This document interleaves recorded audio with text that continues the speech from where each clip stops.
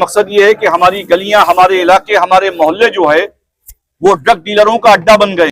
खुलेआम हमारे इलाकों में ड्रग्स बिक रही है, हमारा नौजवान तबाह हो रहा है, बर्बाद हो रहा है।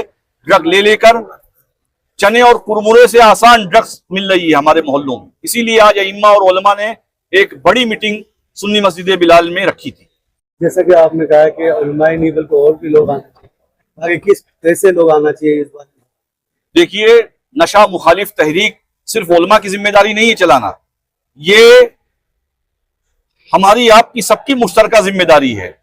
जो हमारे सियासी कायदीन हैं, जो सोशल वर्कर्स हैं, जो गलियों मोहल्लों इलाकों में एक्टिव हैं, जो लोग समाजी कामों में, उन्हें चाहिए, हमें चाहिए, सबको चाहिए मिलकर नशा मुखालिफ तहरीक को आगे बढ़ाएं और हमारे नौजवानों को तबाही से बचाएं, बर्बादी से बचाएं, घरों को उजड़ने से बचाएं कि हम आप मिलकर इस तहरीक को आगे बढ़ाएं।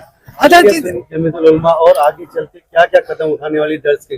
देखिए, आज ऑल इंडिया सुन्नी जमीयतुल उलमा आलमी तहरीक रजा एकेडमी के ही कॉल पर बड़ी तादाद में उलमा, इम्मा और सोशल वर्कर्स आए थे। आगे हम हमारे प्रदेश के मुख्यमंत्री जनाब देवेंद्र फडणवीस साहब से मुलाकात करेंगे और उनसे महाराष्ट्र में जिस तरीके से अलल ऐलान ड्रग माफिया अपना कारोबार चला रहे हैं उस पर कदम लगाने के लिए हम उनसे बात करेंगे। हजरत, जिस तरीके से नशा मुक्ति को लेकर के आपका बड़ा 2011 से एजुटेशन चल रहा है, लेकिन नशे को छुड़ाने की कवायद तो चल रही है, लेकिन जो बच्चे नशे में मुब्तला हो चुके हैं, आखिर उनके बारे में क्या ख्याल रखते हैं आप?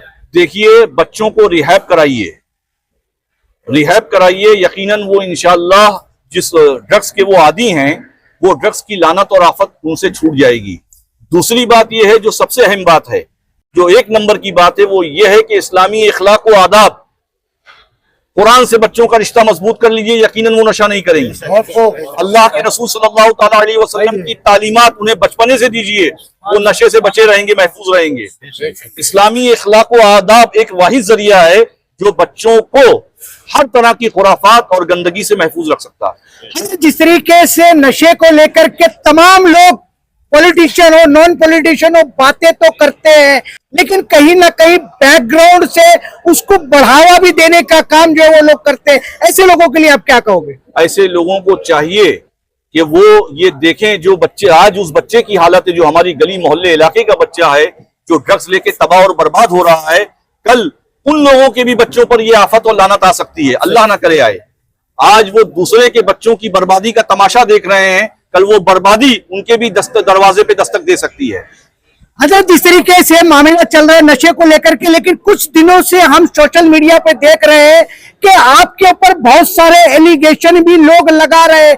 क्या लगता है, ये जो एलिगेशन किए जा रहे हैं, ये क्या इसी नशे के षड्यंत्र का भाग है क्या? जी, जल्दी ही थाना पुलिस कमिश्नर साहब को एक मेमोरेंडम दिया गया था। उसके बाद से ड्रग माफियाओं के जरिए जो है वो मुखालफत उलमाए कराम की तेज कर दी गई है, गलत तरीके के वीडियो डाले जा रहे हैं, लेकिन कौम बहुत समझदार है, समाज बहुत समझदार है, वो सारी बारीकियों को खूब समझता है। हमने सुना है कि कुछ लोगों के ऊपर FIR भी दर्ज हुआ है मुमरा पुलिस थाने के अंदर। मुमरा में कुछ पत्रकारों पर FIR दर्ज हुई है, उनके ताल्लुक से ये मालूम हुआ है कि वो किसी ड्रग माफिया के इशारे पर इस तरीके की गलत न्यूज़ों को चला रहे थे। उलमाए इकराम और इमाम मसाजिद का क्या रोल होगा इसमें? इमाम मसाजिद उलमाए कराम हमेशा अपने मेंबरों से नशा मुखालिफ तहरीक चलाते थे, चलाते हैं और चलाते रहेंगे। हमेशा उलमा ने कौम को मुखातब करके ये कहा है कि इस्लामी इखलाक व आदाब के साँचे में ढल जाओ, हर तरह की खुराफात व गंदगी से महफूज रहोगे। औकाफ के नाजायज कब्जे और मदारिस का जो मामला है उनके बारे में क्या? देखिए, औकाफ पर जिस तरीके से कब्जा है उसका जिम्मेदार, सबसे बड़ी जिम्मेदारी जो है वो हमारी आपकी है। हम आप औकाफ का रोना रो रहे हैं, औकाफ के बिल की मुखालफत कर रहे हैं, लेकिन औकाफ की जमीनों पे जिस तरीके से नाजायज कब्जे हैं उस पर हम कोई बात नहीं करते। कौम के लोगों ने खुद उस पर कब्जा किया हुआ है, तो हम दूसरे को क्या कहेंगे? आप जायजा लीजिए औकाफ की जायदादों का, आपको यकीनन मैं कहता हूं कि 80% आपको मुसलमान उस पर काबिज मिलेंगे। वक्फ बोर्ड को लेकर के आपने बड़ी दलील दी है। हमारे बाप अजदाद ने जो अपनी जमीनें वक्फ की थी वो इसलिए की थी कि हमारी कौम की फलाह व बहबूदी हो, लेकिन इन 70 सालों के अंदर हमारी कौम की क्या फलाह व बहबूदी वक्फ की जमीनों से या वक्फ की प्रॉपर्टी से हुई है? देखिए, अगर वक्फ की जायदादों का सही इस्तेमाल हुआ होता तो आज हमारी कौम का हाल ये ना होता। आज हम पैसे पैसे को तरस रहे हैं। हमारे नौजवान पढ़ना चाहते हैं लेकिन उनके पास ज़राए वसाइल नहीं है कि वो आला तालीम हासिल कर सकें। आज हमारे मुआशरे में कितनी तबाही मची हुई है। अगर वक्फ का सरमाया सही इस्तेमाल हुआ होता, वक्फ की जायदादों का सही इस्तेमाल हुआ होता तो आज हमारी कौम की ये हालत ना होती।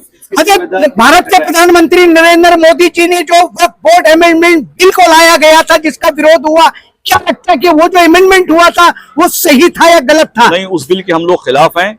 उस बिल में बहुत सारी ऐसी बातें हैं जिसे पूरा देश स्वीकार नहीं कर रहा है।